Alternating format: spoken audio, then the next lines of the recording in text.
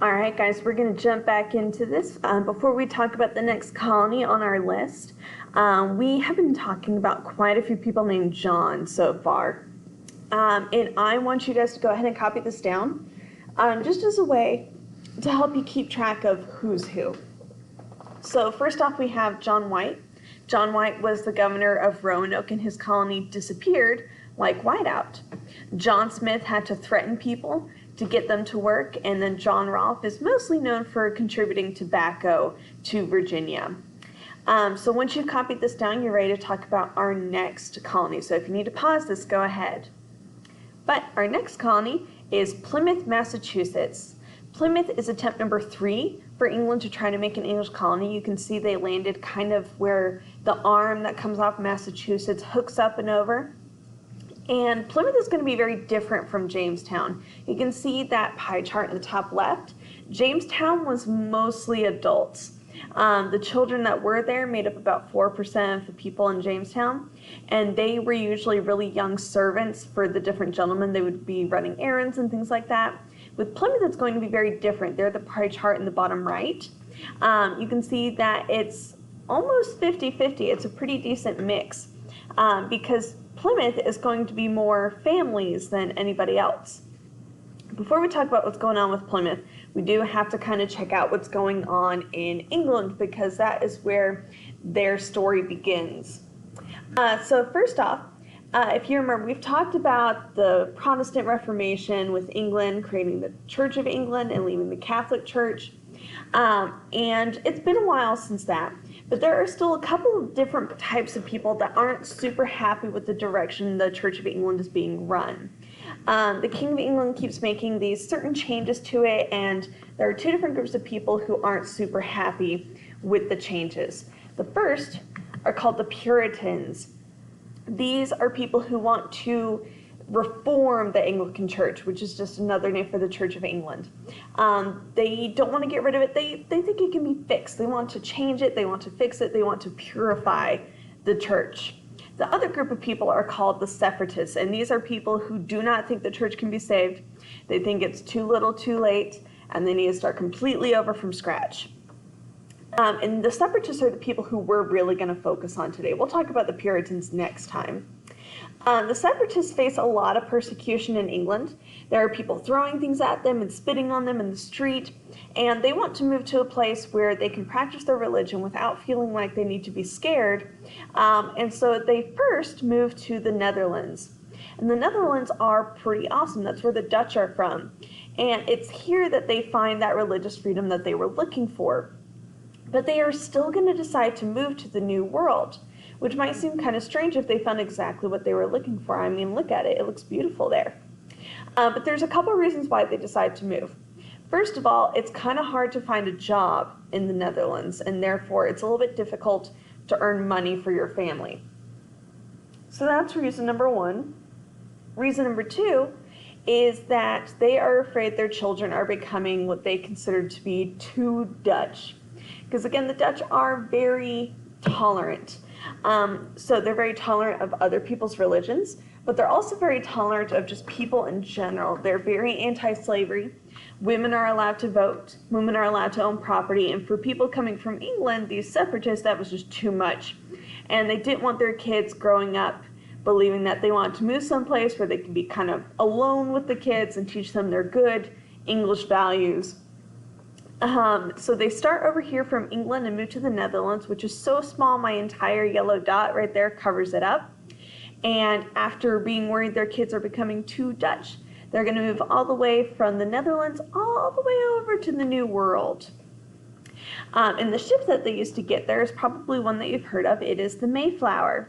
This is the ship used by the Separatists, who we're going to call Pilgrims from here on out, and we'll explain a little bit later why they get that name. But this is the ship that they use to travel to the New World. Things are going all right for a while, but then a huge storm blows up, and the ship is blown off course. There are all these giant waves battering the ship all over the place. The winds are blowing every which way. They can't control what direction they're heading in or where they're going. And so they get blown pretty far off course. After the storm kind of, calms down, it's still extremely cloudy. So they have a compass, so they know what direction they're traveling in, but they don't know their latitude or their longitude. So they don't know how far up north they are, how far south, how far east, how far west. They just know what direction they're facing. And so because of that, they heard a lot of damage being done to the ship, like the sounds of creaking wood and snapping wood and stuff like that. So they were looking around trying to figure out, okay, what broke, what's wrong, what do we need to fix? And they traveled all over the ship and couldn't find anything. They got to the very bottom deck, and there's this huge beam that goes across the entire middle of the ship, and it kind of basically holds everything together. And when they saw what was wrong with it, they almost like stopped breathing because the beam had a huge crack in the middle of it. It was almost completely snapped in half. It was bent really far. And they were really scared because if that snapped completely, the ship could itself just snap completely in half and sink and kill everybody on board. And so they were almost scared to move because this thing, it was barely holding on by a few splinters. But luckily, one of the people traveling to the New World was a printer, and he had decided to bring his entire printing press with him. So they kind of dragged this giant machine over, and it had this piece in the middle that you could jack up, almost like a car jack. And they just kept jacking it up until it touched the beam, and they just kept pushing it up until it was pressing the beam back into position, and it would hold it there at least long enough to get to the New World. But that's the problem. They're not sure how far away the New World is or where in the New World they're even going to land. So when they do eventually make landfall, they realize they're not in Virginia, which is what they were aiming for and where they were supposed to go. They ended up in a place called Massachusetts, which is a little bit further north than what they were intending. But they decide this is good enough, not getting back on that ship. I would rather die. We've been stuck on there for so long, and there was all these storms. The boat could snap in half in any second. I'm getting off the boat here. This is it. This is good enough. And that's where they start the colony of Plymouth. There are 102 people on board this ship. Half of them are separatists, and the other half are what we call strangers, or at least what they called strangers. Strangers was a term that they used for anybody who wasn't part of their church. So people like the crew members and the other people on board who were just traveling to the New World to go start a new life, they were not technically part of the separatist church, and so they were called strangers. But altogether, they make up the pilgrims. Pilgrims are the term for people who are traveling with a religious goal. So people today can be pilgrims as well. There are people who travel to Jerusalem and Bethlehem and stuff like that. And that is traveling with a religious goal in mind, and so that makes them a traveler. People who are part of the Muslim faith, they sometimes will travel to a place called Mecca, and that's a very important holy place for them. And so that also makes them pilgrims. But before they got off the ship, since technically they had landed in a spot that wasn't really controlled by the Virginia Company or England, the people who were in charge on the Mayflower decided to draw up this document that would set up the government for the Plymouth colony, and you had to sign this document before you could get off the ship. But everybody signs it, so they all agree to their rules. But they've landed someplace much further north than they intended to, so winter's going to be coming a lot faster. And plus, it took them longer to get there because of the storm. So they're only able to build a couple of houses and not really plant anything before the first snow starts falling. In Massachusetts, it gets really cold in the winter. And in that first winter, half of the people in Plymouth die. Of all the women who were at Plymouth, 78% of them are going to die. But in total, out of everybody, 1/2 of everybody in Plymouth is going to die the first winter. They were freezing. Some of them had to sleep on the ship because they only had a couple of buildings finished in the town. And so people were very crowded. People got sick really easily. It would just transfer from one person to the next because they were all crammed up together. They didn't have a lot of food, so starvation was a really bad thing. But eventually the winter does end. Winter lasts a very long time up in the north. It's like a 6-month thing. But the spring does eventually come, and they start trying to figure out, okay, we got to build houses. We got to figure out, does anybody actually know how to farm here? What actually grows this far north? Because the soil is very different from what it is in Virginia, and I don't think the same kind of stuff is going to grow. And it stays cold for so long. Like it's technically spring, but it's still really cold outside. What are we going to do? And while they're trying to figure out that problem, 2 Native Americans walk out of the trees. which the Plymouth colonies are a little bit freaked out by that because they've heard all these different stories about people from Virginia being attacked by Native Americans, so they're not super sure, are these guys friendly, are they not? And then these guys start talking to them in perfect English, like perfect accent, perfect vocabulary, like it sounds like they've been speaking English for years and years and years, which is strange because as far as the Plymouth colony knows, they're the only ones who have made it this far up. But these guys' names are Squanto and Samoset, and their story is pretty cool. Before these two met, Squanto, we'll start with his story. He was living with a different tribe in a different part of the country. And one day he was kidnapped by people from Spain, and they took him across the ocean back to Europe as a slave. Eventually, like, he had a really rough life. Like, they made him fight bears. He had to try to be like a servant for all these different people. It was a really rough time. But there was this Spanish monk who saw Squanto, and they smuggled him out and hid him away in this monastery for a few years. And they taught him English and stuff like that. And after a few years of hiding with them, they found a ship with the captain on board who was willing to take him and another guy named Samoset back to the New World.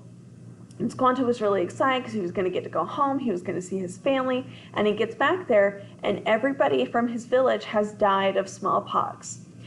He ended up having to burn their bodies, and he was kind of really upset because his entire family, his home is just gone now. He's literally the last one left from his tribe. And Samoset says, well, my people are still alive. They live, you know, a little bit further away. You can just come live with us. So that's where Squanto has been this whole time. But that's how Squanto and Samoset know English, is because they spent a lot of time in Europe. And they know what kind of people the Europeans can be. But they also know, like, these people are going to die if we just leave them out here. They don't know how to grow food. We need to teach them the basics. And if we do that, maybe they won't be so mean to us later on. They're hoping that if they can start off being friends immediately, then maybe that'll stay the same way the rest of the time. So they're going to show the colonists how to live off the land. They teach them how to fertilize the soil, because the soil in Massachusetts is a little bit thinner, not as many nutrients. You have to add stuff to it to help the plants to grow. So they would take a small fish and teach them how to catch the fish, and teach them to, like, plant it in the hole with the corn, and that way there will be plenty of nutrients for the corn to grow. And they also showed them how to build fish traps and stuff like that. And that way you have a lot of fish in one small area that you can get really easily. And so when they landed in this area, the Pilgrims are in a territory that are inhabited by a group called the Wampanoag, and this is Samoset's tribe. These guys, they would build these huts out of bark and animal hide and sticks and stuff, and they make these domes. They're not really, nomadic. They live in one place and they stay there. And they lived along the coast of Massachusetts and Rhode Island. These guys are super cool.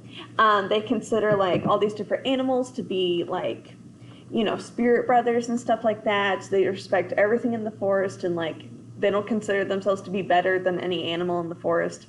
And when they go hunting, every time they kill something, they don't take all of the animal. They leave some of it behind, some of the bones and some of the meat, as an offering to help other animals survive, because they know that technically I've taken what would have been some other animal's meal. So I'm leaving some of it behind because I don't want to be too greedy, and it'll help other animals survive, and then I can hunt those animals later, and they'll just continue that process. They're also very respectful to newcomers. Anytime somebody comes to a Wampanoag and asks for food, they will share whatever food they have, even if they don't have very much. They'll share it with these new people. And so when the Pilgrims showed up, they did the exact same thing. And so the next year, they had such a great harvest, and they were set up so well for the next winter that they decided to have a Thanksgiving feast. So Thanksgiving feasts were something that would happen whenever something just really awesome happens for the community, and you want everybody to get together, eat a big dinner. Everybody participates. It's like a big potluck. Everybody brings something. And this little baby you see in the picture in the bottom right corner, his name is Oceanus. He was born on the Mayflower on the way to the New World. And they called him Oceanus because he was born on the ocean.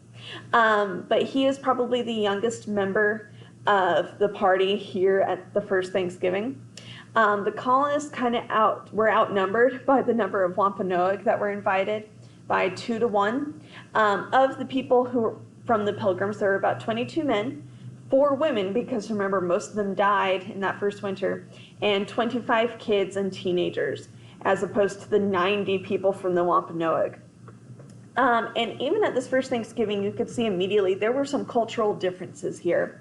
So the Wampanoag, usually every dinner that they've ever had, like even if it's a normal dinner, everybody kind of meets in the middle of the village and they all just kind of sit down and share food on the ground. They just kind of all sit and talk. But with the Pilgrims, it's very different. Everybody sits at a table. We have to have tablecloths and plates and napkins and knives and forks, and we're not going to eat with our hands because that's not how we do things. They also had a different order of how you ate and when you got to eat. So with the Pilgrims, all the guys at the table had to eat first while the women and kids stood behind them. And then when the dad was done, then all the women and kids could sit down and eat. But the guys all had to eat first. And for the Wampanoag, they were just like, no, we're all just going to sit down and eat dinner together. What's the point? The first Thanksgiving meal probably looked very different from what your Thanksgiving meal looks like. So here's some of the food that they probably would have had. We know for sure that the Wampanoag brought 5 deer to the feast. There's stuff like cornmeal. They made this porridge out of cornmeal, and they would add molasses to it to make it a little bit sweeter. There were onions and cabbage and lettuce and carrots and peas, blueberries, raspberries, cranberries. Not like cranberry sauce, because they wouldn't have had enough sugar or anything like that to add to it, but it would have just been just straight cranberries. Plums and grapes and gooseberries. Those are those little things that look like tiny watermelons hanging on a vine. Indian turnips, ground nuts, lots of seafood like lobster, and they would serve mussels with curds, which are like, it's like cottage cheese almost, and oysters and clams and things like that.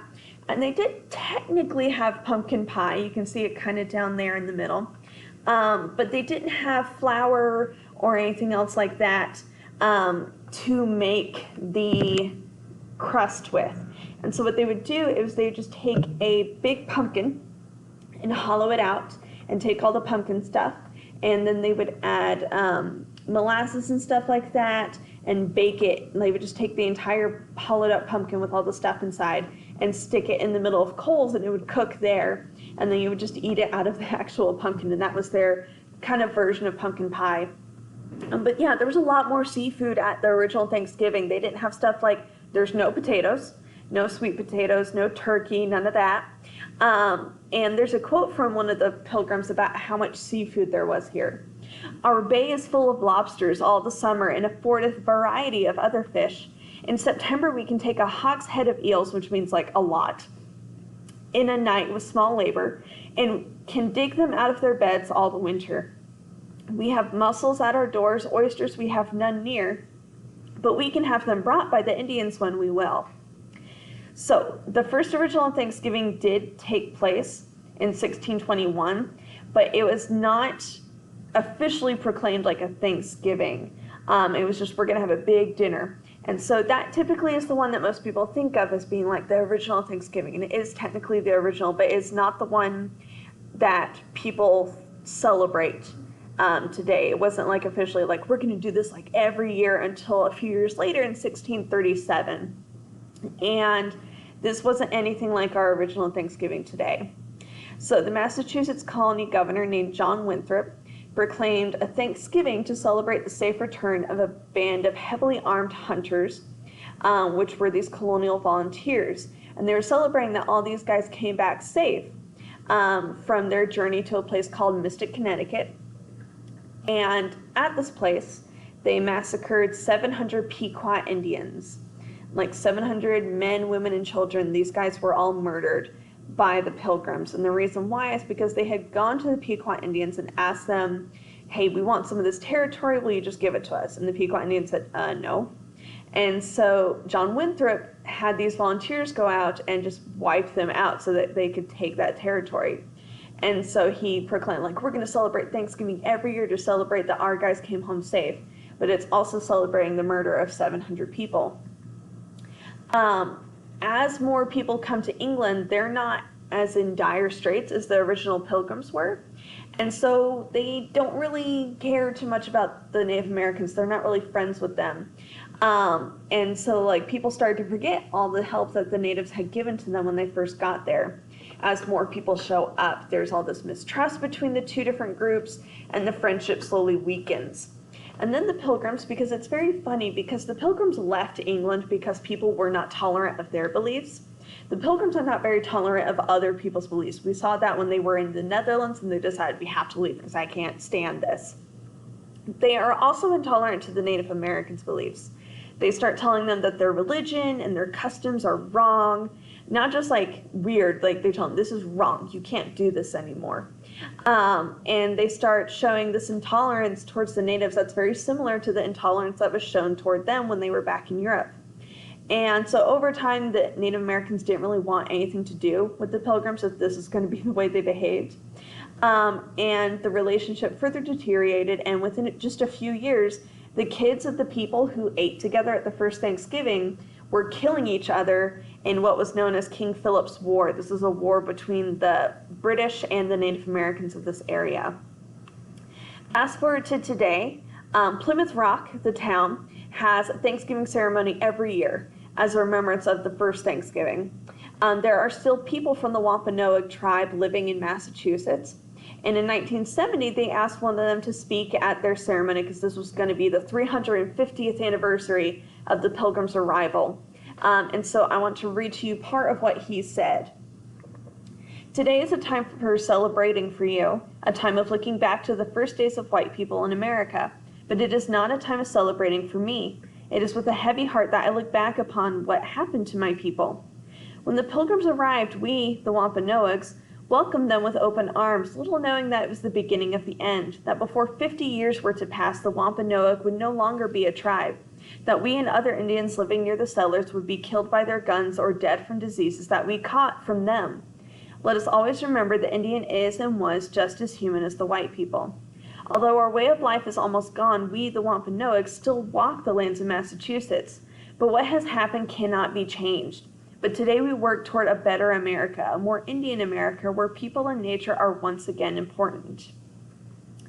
There is a group of people that call themselves the United American Indians of New England, and every year they all get together at Plymouth Rock at a place called Coles Hill, which is where Plymouth Rock is. And they call this a day of mourning. And they gather together at the statue of Chief Massasoit of the Wampanoag to remember the Pequot Indians who were just completely wiped out. Like none of them exist anymore. They were completely wiped out and killed in 1637. I'll put a video in the description of this that kind of gives you some more perspective on how they feel about Thanksgiving Day and what it means to them. Because this is what's important about history is everybody is going to have a different perspective on different things that happen. It really just depends on what side of the story you've been given. And it's important to see everybody's point of view on this, okay? But I do want to go ahead and give you guys some more facts about Thanksgiving. There are some historians that like to argue that the first Thanksgiving didn't take place in Massachusetts. It was actually in Florida, which would have been 60 years before Plymouth, Massachusetts, because there was a group of Spanish settlers who planted a cross on the beach to christen the new settlement of St. Augustine. And to celebrate this christening, the 800 different Spanish settlers invited the local native people called the Timucuan people, and they had this big meal. And so a lot of people like to say, well, that technically sounds like the first Thanksgiving and not Massachusetts. America called for a national Thanksgiving several times before it became a national holiday. So they called for it first after the Battle of Saratoga to celebrate a really big victory over the British in the American Revolution. And then in 1789, George Washington called for one on the last Thursday in November to celebrate the end of the Revolutionary War and the ratification of the Constitution. And then during the Civil War, both the Union side and the Confederate side both called for different Thanksgiving days after different major victories for either side. There is one president that we've had who just flat out refused to recognize Thanksgiving as a holiday, and that was Thomas Jefferson. He felt like that this was the same as the country requiring religious worship. and he wanted to keep a separation of church and state, so he did not like Thanksgiving. Our Thanksgiving doesn't become an annual holiday until 1863 with Abraham Lincoln, and that was thanks to years and years and years of asking for it by a woman named Sarah Josepha Hale, who is the author of Mary Had a Little Lamb. So she had been asking the government for a very long time to create this as a national holiday.